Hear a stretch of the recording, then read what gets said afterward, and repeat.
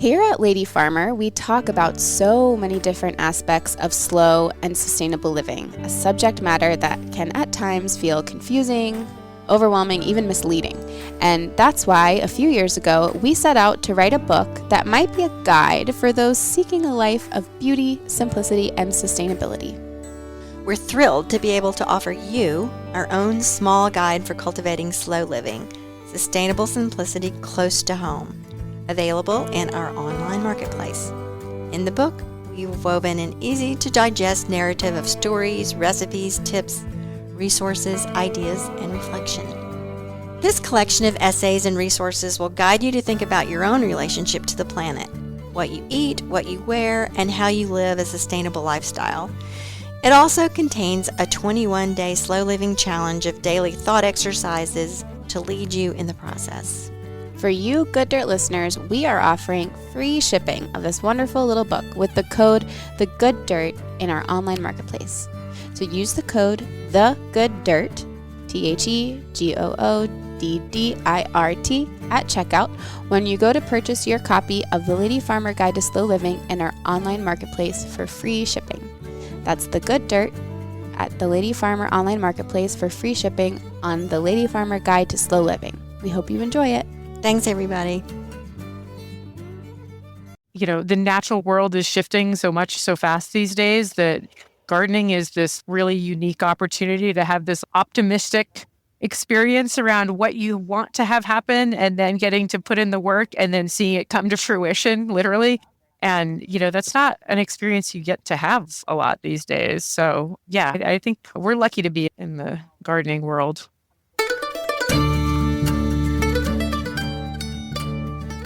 You're listening to the Good Dirt podcast. This is a place where we dig into the nitty-gritty of sustainable living through food, fashion, and lifestyle. And we're your hosts, Mary and Emma Kingsley, the mother and daughter founder team of Lady Farmer.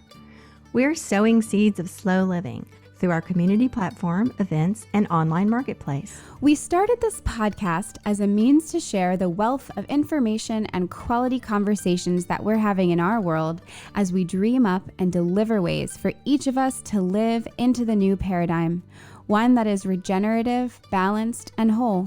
We want to put the microphone in front of the voices that need to be heard the most right now, the farmers, the dreamers, the designers, and the doers. So come cultivate a better world with us. We're so glad you're here. Now, let's dig in. Happy Friday, Good Dirt listeners. You're in for a treat. I think I say that every single time. I think I say that you're in for a treat every single time. And you know what? It's true. It's always true. My mom and I had so much fun talking to Jaci and Melissa from Pinetree Seeds. You might remember, if you are a longtime Good Dirt listener, that we ran a campaign with them this spring, and we really are as obsessed with them as it sounds like we are. It's true. They have the best seeds, and they're the best people and the best company. We've come to find out, our professional opinion. So I actually learned a lot in this episode about, you know, like how a seed company works, and got some clarity on the GMO versus hybrid seeds. That was super cool. And the best part about this is that as a listener, you get 20% off your next seed order from superseeds.com, which is Pinetree Seeds' website. So if you go to superseeds.com and you use the code DIRTPGS20, DIRTPGS20, you'll get 20% off. This code is limited to one code per customer, can't be combined, and it's not valid on gift certificates or previous orders, but it will be good through next July. So get to superseeds.com and place your seed order, and y'all are the best. Thank you for listening.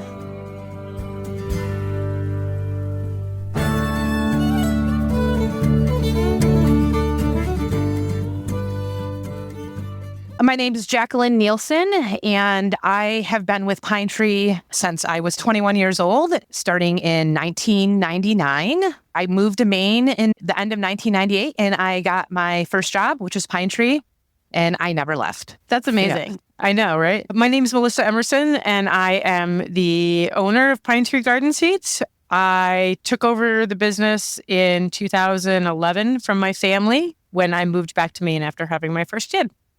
Oh, great. I forgot to say, I started part-time, and now I do research and development for Pinetree. So you're our seed expert, is what That's I've my been official told. title here. That's exciting. Okay. And Cool. you guys are, where in Maine are you? We're in New Gloucester, which is sort of northwest of Portland, which is the city most people know. Mhm. We're about 45 minutes northwest.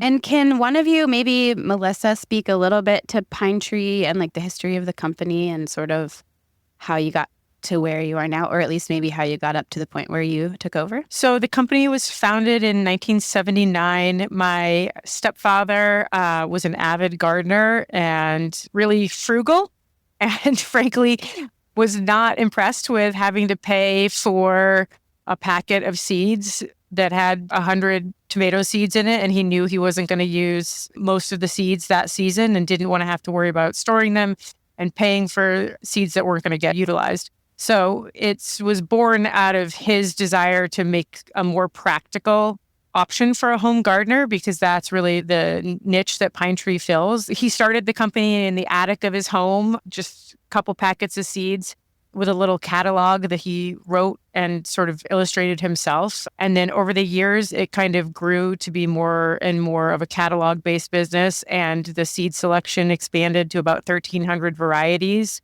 And I took over in 2011. He was ready to retire, and I had just had a baby and was living in Philadelphia. And my partner and I wanted to be somewhere that was a little more sort of idyllic childhood location. And, you know, running around barefoot in Maine in the summer is about as idyllic a childhood you'd get.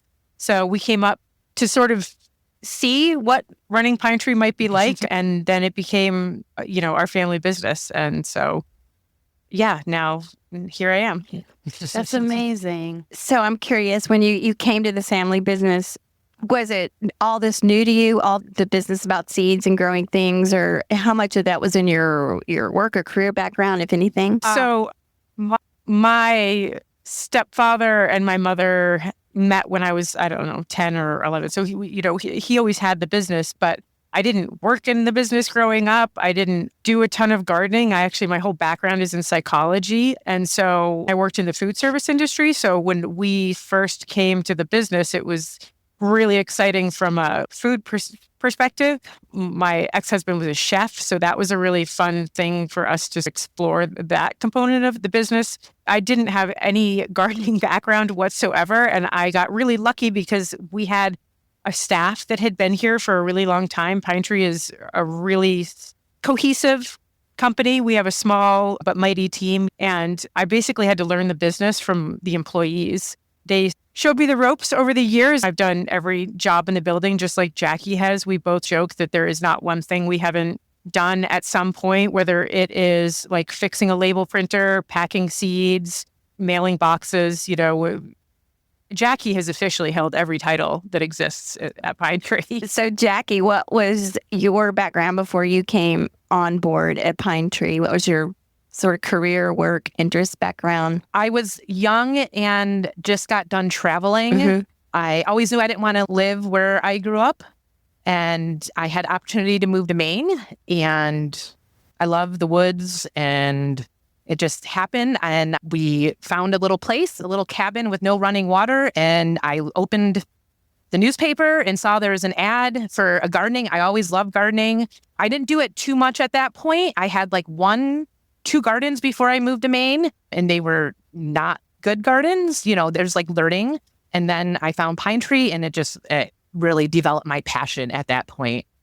Jaci is our resident plant nerd. She is underselling her love of all things plants. I can get a little too excited sometimes where it might startle people, but where I got to start to kind of pick varieties out for our catalogs and stuff was probably about 15 years ago.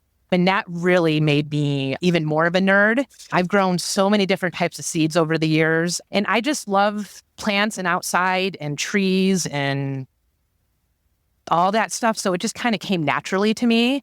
And then I also ran my own small farm for a while. And it just kind of, that worked with Pinetree. Like it just worked really well together.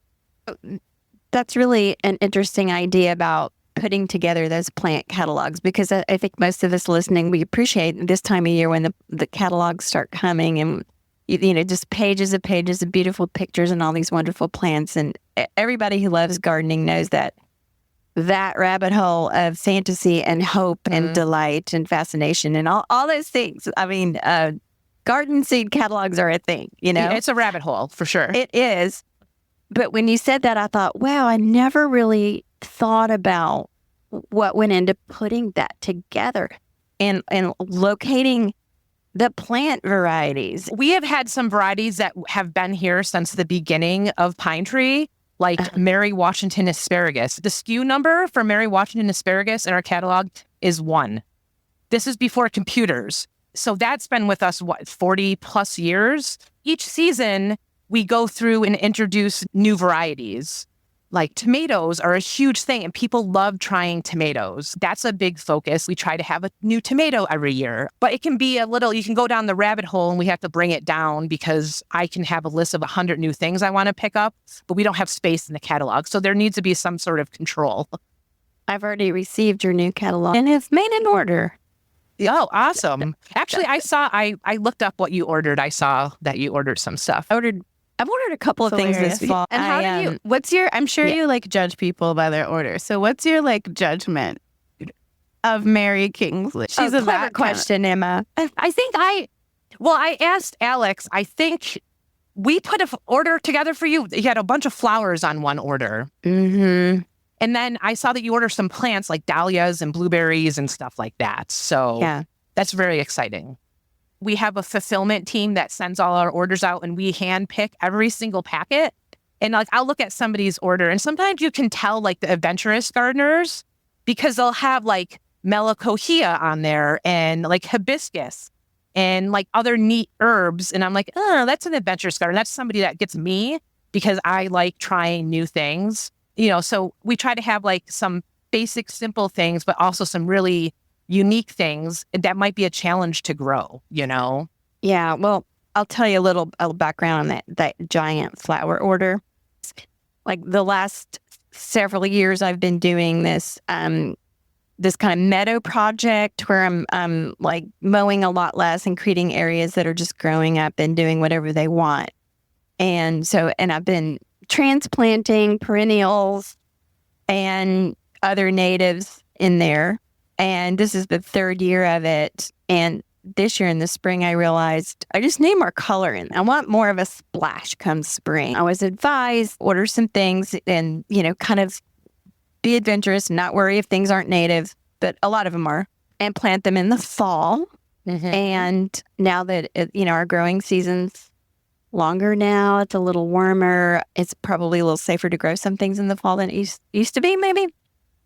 And so that giant seed order has been a huge experiment. So I planted things all over the place. Oh, that's fun. And we'll see what comes up and some things I've never grown before. So yeah, that's just a big fun experiment. And I just loved the variety you were offering in the catalog. And we've been working with you people now for a few months. So I thought, okay, you gals. It is mostly gals, right? Yeah, we have. So yeah, Pinetree's obviously woman owned. And we have, I think, about 30 some odd people on staff right now. And I think 3 guys. Otherwise, it's all women. Yeah. And that's awesome. There are times where we might have one guy on staff. It's definitely a female-dominated space. Pinetree is nothing if not an eclectic space. Our sort of original space is a farmhouse that was built in the late 1700s that has been added to with a couple of small additions over the years. We have a warehouse space that we use in the spring for storing our potatoes and live plants and blueberries and that kind of thing. But we're definitely a rambling, ramshackle old farmhouse in rural Maine. And everybody sort of works here and does a little bit of everything. It's really sort of all hands on deck, cohesive team. I'm currently sitting in the seed packing room, which is, you can see behind me, there's a wall of spoons because we pack most of our seeds by hand still right here in this room. Jaci's actually sitting downstairs in front of the most innovative sort of high-tech thing that we've done at Pinetree in the last 5 years was to buy a seed packing machine, which she's sitting in front of. It's referred to as a Ballard. It was built in the late 1800s. It seemed to us that this type of 1800 seed packing machine was more fitting the ethos and the nature of the company, which is that it is just this really solidly built, really old school, very simple but really effective way. There's a little arm that opens the seed packet, a hopper dumps the seeds in, and then it seals it up. And a lot of the machines now that pack seeds, which a lot of companies use, are these sort of gigantic, pneumatically driven, there's lasers counting seeds. Because we're in this rural farmhouse in Maine, felt like what was more fitting for Pinetree was something that you could fix with a wrench and not have to use a computer program to do it. That's so cool. I love that it's like you wanted to go a little higher tech, so you went about 200 years backwards. That's cool.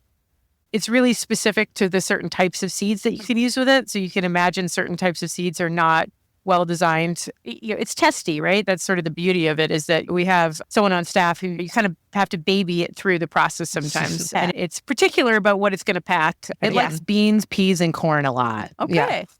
I don't blame it. Right? It does look really cool. There's something really satisfying about those big old machines where you can see how it works and like It has the a great mechanism. sound to it. Like it's very, the rhythm of it, you can hear it going. It's fun to watch. We like to peek in the window sometimes and watch Steve operating it. Yeah, it's tucked away in a room because it is quite loud also. So we have one of our employees just sort of, he goes into his little room and runs the machine, and then we let him out every so often for breaks. So I want to hear about your gardens. How many, do you have gardens there on site, or are they sort of spread out? We have 6 acres here at Pinetree. Where we're located in terms of drainage challenges and sun challenges and all those kind of fun things. We have predominantly raised beds in the front of the old farmhouse, and a few other garden beds depending on what their needs are for moisture or sun. But so when I first started here, we sort of had a couple patches around the facility that we would use for gardening and growing perennials, and we trial all of our seeds, obviously.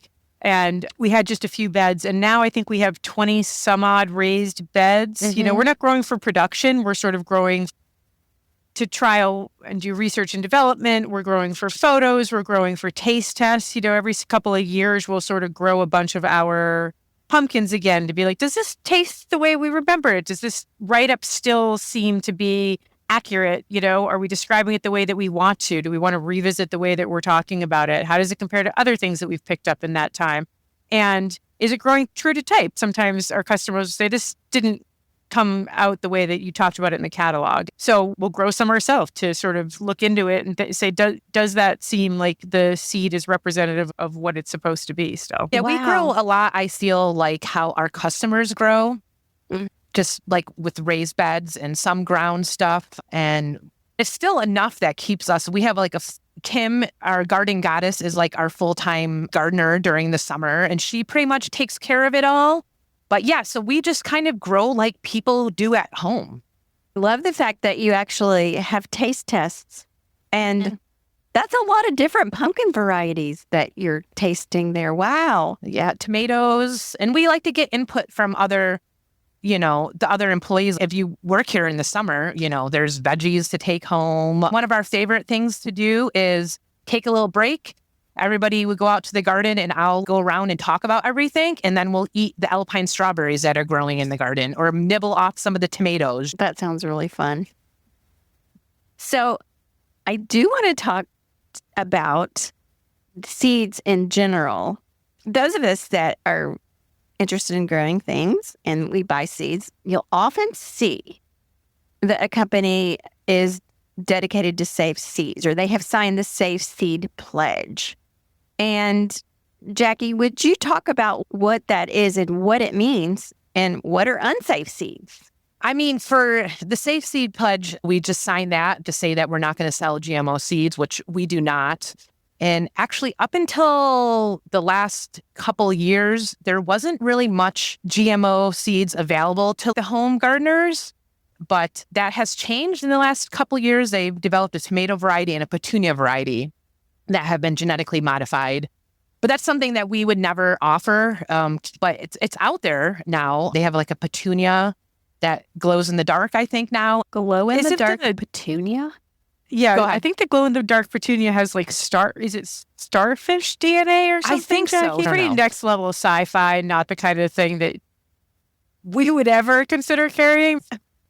And we just don't know what the outcome of stuff like that is going to be, you know? So like right now, we offer heirloom seeds, open pollinated, and hybrid seeds. Can you explain what those mean? So an heirloom seed is a seed that is open pollinated. So an open pollinated seed means that you can collect the seed, like if you have a tomato, you can collect that. If that's an open pollinated tomato, you collect the seed and you grow it the next year, it's going to have the exact same genetic traits as its parents.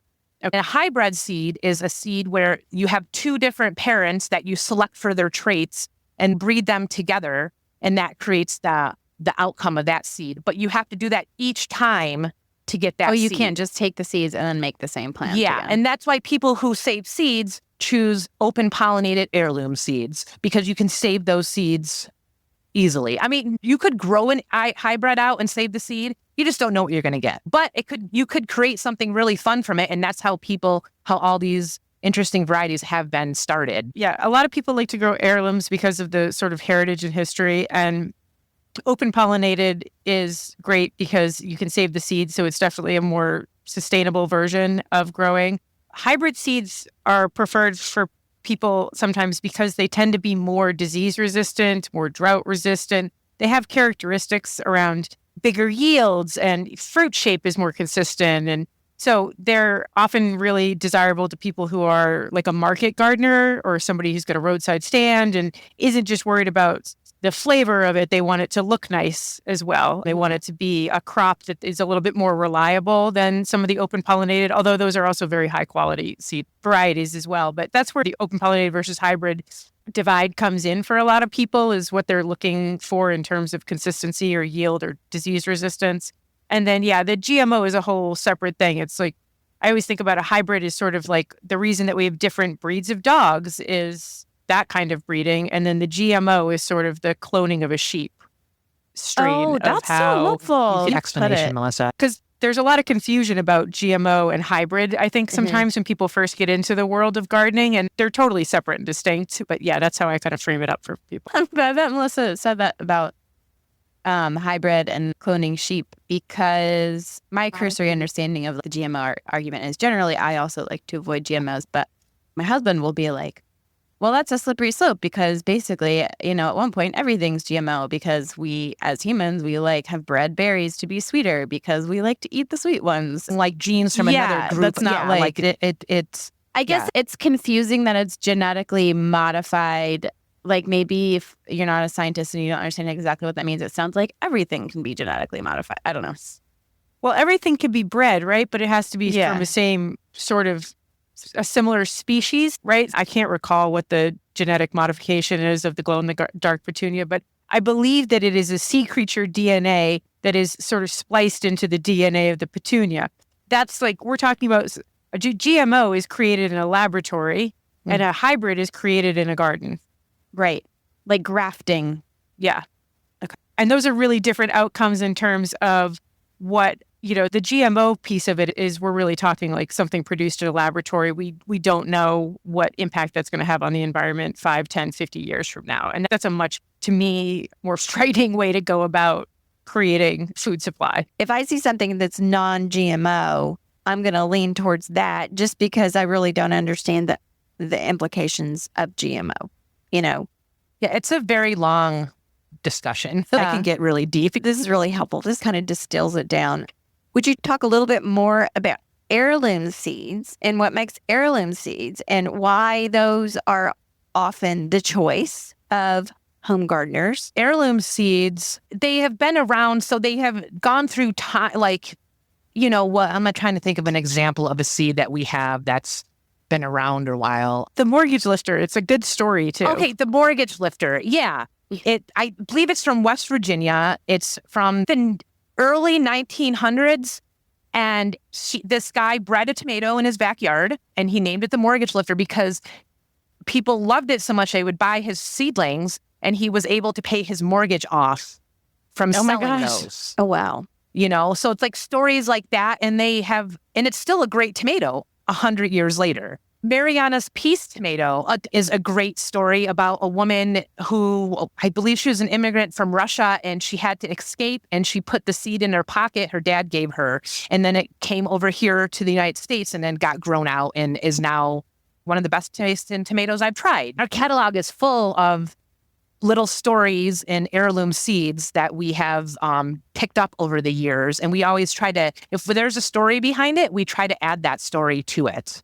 Because it makes it really fun to grow, knowing that somebody grew this 100+ years ago. Oh, yeah. You know, the same exact, obviously not the same seed, but the same line, the same parentage all the way through.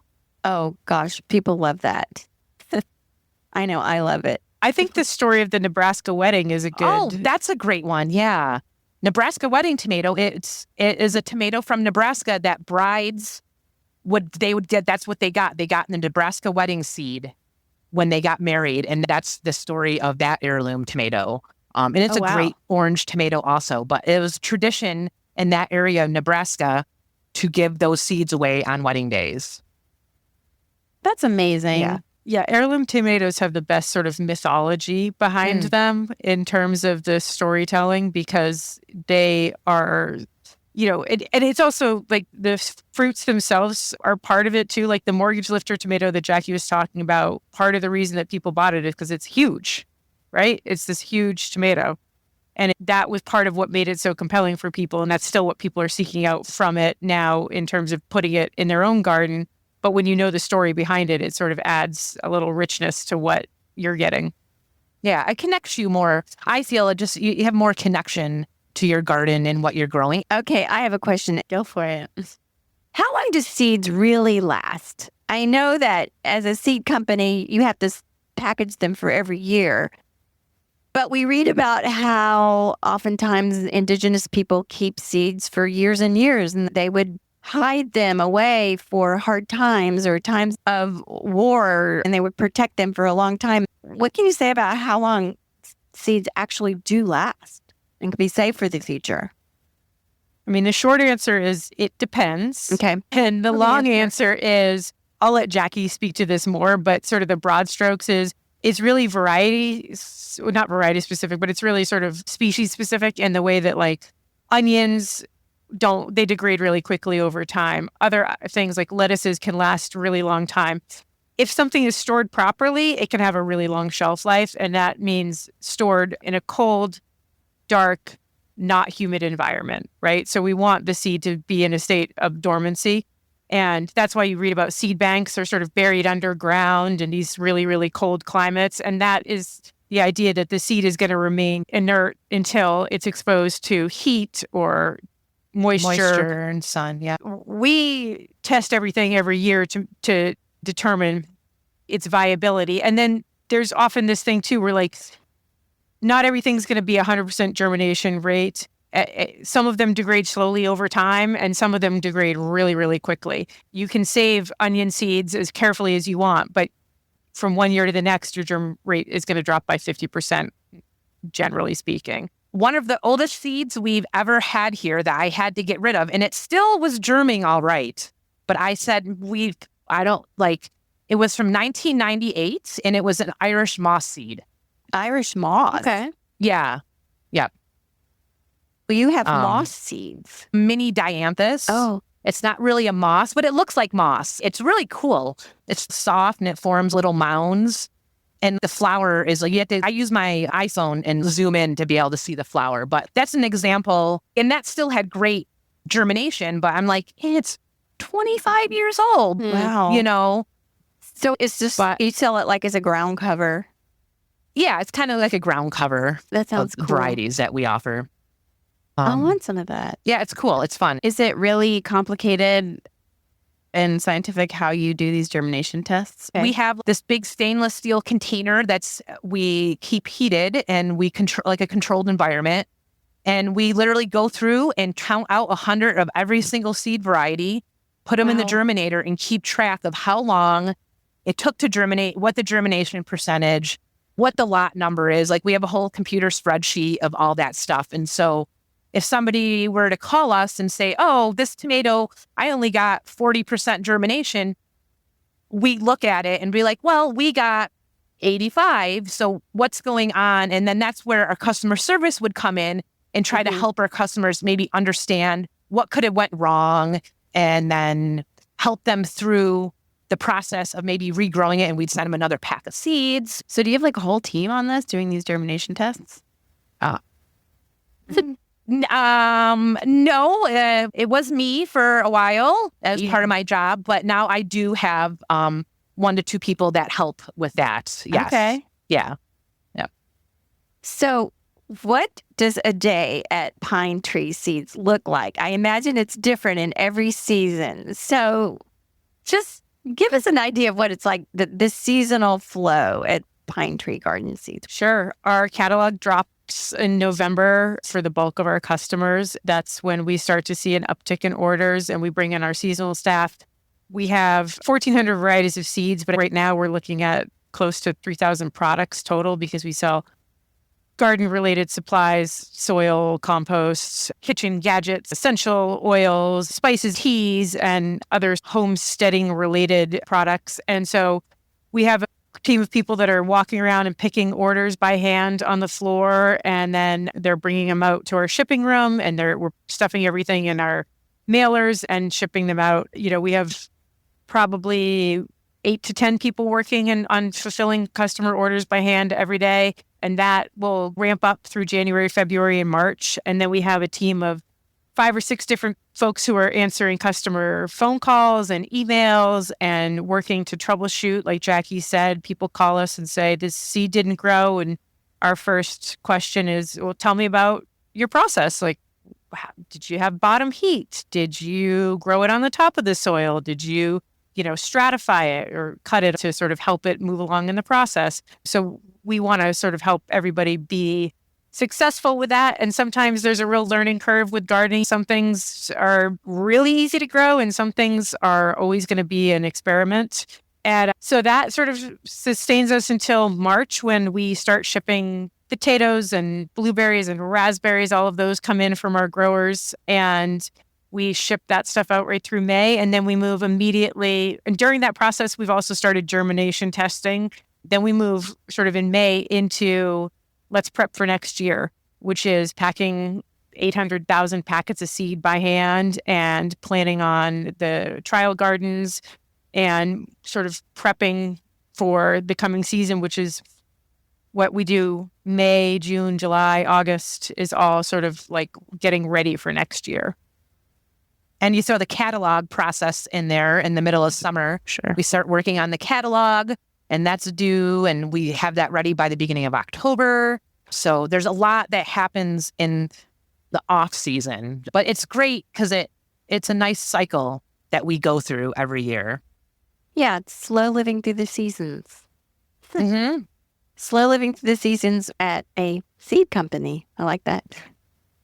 So speaking of slow living through the seasons, what does slow living mean to you and how does that show up in your life? Slow living to me is, I feel like just living in Maine and where I live and working where I live is living slow. Taking time to myself is slow living, like going home to my own garden and just being in that and enjoying the peace of it and just getting my hands dirty and just connecting to my little place in the world is a really important thing for me. And I think that's what I would consider slow living for myself. Yeah, I think when I think of slow living, I think of community and being connected in a tangible way to the people in my life. I have 2 kids and they go to a really small Quaker school. And one of the things I love about it is that the whole community is 150 people, which is sort of considered the number of people that you can know in a tangible way. the human brain is sort of designed to only know so many people. And we live in a world that exposes us to the opinions of 1,000 strangers in our pockets at all times. And to me, slow living is really sort of stepping away from that and thinking about the people that you know in your community that you can connect with, even if it's not your closest circle. It's your families, it's your friends, it's the person that lives down the road that plows your driveway for you when they know that you had a big storm. It's connection and not keeping your eye up all the time, but sort of looking at who is in your community. I love that. I love that idea of slow living. Both of those ideas of slow living. Y'all are so lucky to live in such a beautiful place that I do think is baked into just the way of life and just like where you are. Yeah, we have a pretty special place here. Yeah. Pinetree is a special place. Our team of people is amazing. We laugh. We all get along. We have great communication. I am extremely grateful to be able to live my life and work here. I'm very grateful for this place and That's so what nice. we have turned into and how much we have grown. We have like a little family here.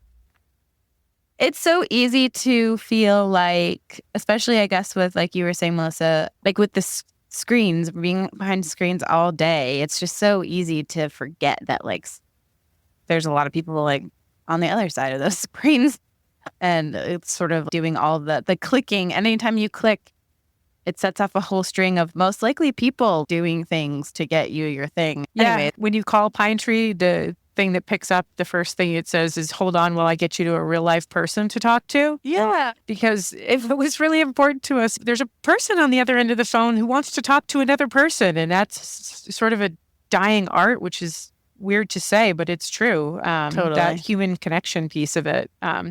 What does the good dirt mean to either of you? I can start that. I think to me, the good dirt is sort of good dirt has a lot to it, right? It's soil. It's not dirt. And I think of it as being sort of a nourishment. The better your dirt, the better you're going to produce your plants. And sort of the more grounded and rich your soil is, and the more rich your relationships are, is sort of the good dirt. It's all part of that community piece and that nourishment that I think is really important for us as a company, is that like you're feeding your family, you're feeding your friends, and you're connecting back to that.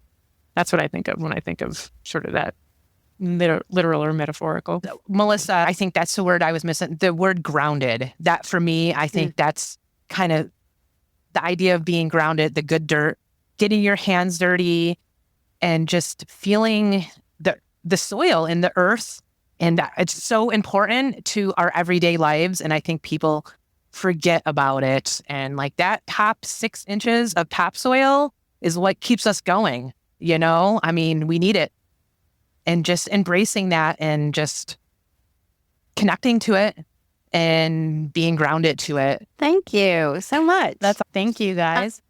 Before we close, is there anything else you would like to leave our audience with or talk about the work that you do? I just say we here are very passionate about gardening, and we really value our customers and our customer service aspect, as Melissa was saying before. And we just want people to know that we're here for any questions that you have about gardening. We like educating people, and there's nothing more that gets me is like to see somebody become successful in growing things. I think that's my biggest passion, is seeing somebody just start and then see them a couple years later and they're producing stuff and they got their first tomatoes and they find their grounding in their garden, and find the importance of that. I think one of the biggest things for me is the idea that I feel really lucky that I get to run a business that is mission-based, which is that I don't think that there's anything better you can do than help people feed themselves in a way that is really nourishing and healthy and part of the natural world. The world is shifting so much so fast these days that gardening is this unique opportunity to have this optimistic experience around what you want to have happen, and then getting to put in the work and then seeing it come to fruition, literally. And, that's not an experience you get to have a lot these days. So yeah, I think we're lucky to be in the gardening world. Yeah. You're inspiring me. I'm not actually a huge gardener. And well, you know where to go. Yeah.